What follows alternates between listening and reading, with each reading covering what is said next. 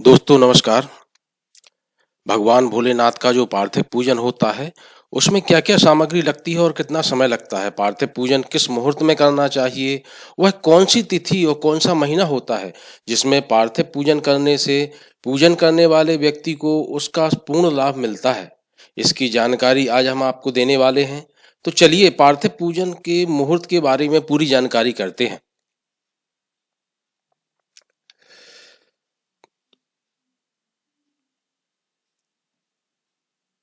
भगवान भोलेनाथ का पार्थिव पूजन तुरंत लाभ करने वाला एक ऐसा अनुष्ठान होता है कि यदि इसको सही मुहूर्त में किया जाए तो यह तुरंत लाभ प्रदान करता है, और यदि इसकी शुरुआत गलत मुहूर्त में होती है तो यह मनुष्य के लिए हानिकारक भी हो सकता है।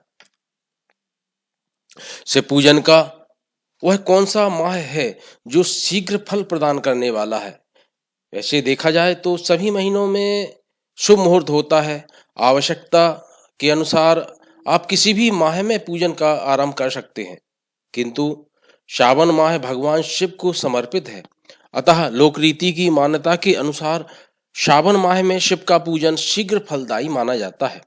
श्रावण माह के साथ साथ भाद्रपद और माघ मास भी अति शुभ माने जाते हैं। अब बात आती है कि कौन से पक्ष में और कौन सी तिथि में शिव पूजन कराया जाए।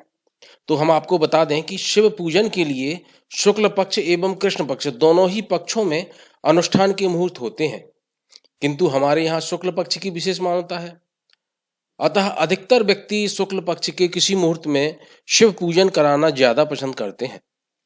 भगवान शिव का पूजन केवल उसी तिथि में किया जाता है जिस जिस तिथि में भगवान शिव का वास होता है।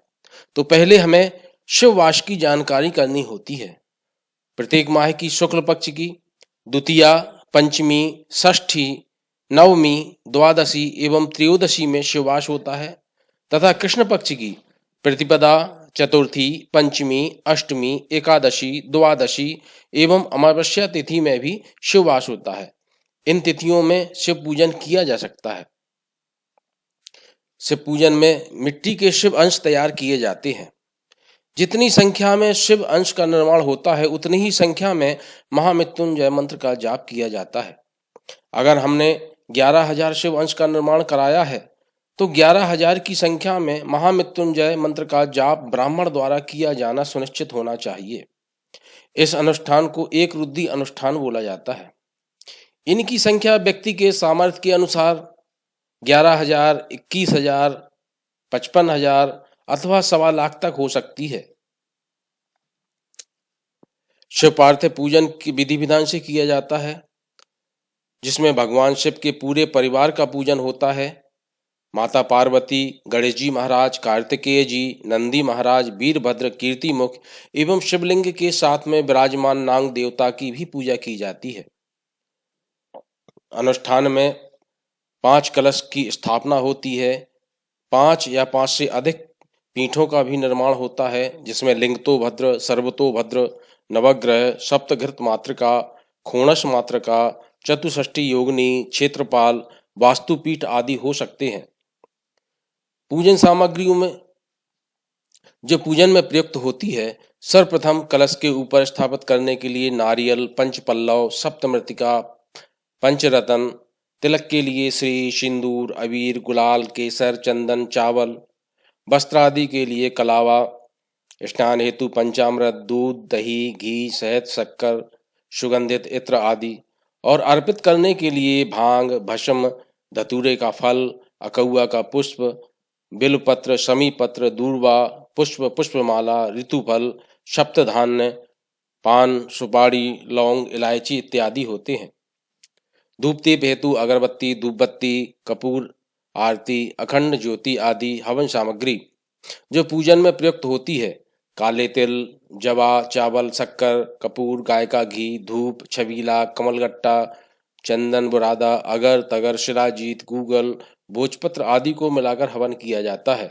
इसका परिमाप काले तिल के आधे चावल लिए जाते हैं, चावल से आधे जवा, और शक्कर चावल के मात्रा के बराबर ली जाती है। उसमें आवश्यकता अनुसार उपरोक्त अन्य सामग्रियां और गाय का घी मिलाकर के हवन सामग्री तैयार की जाती है।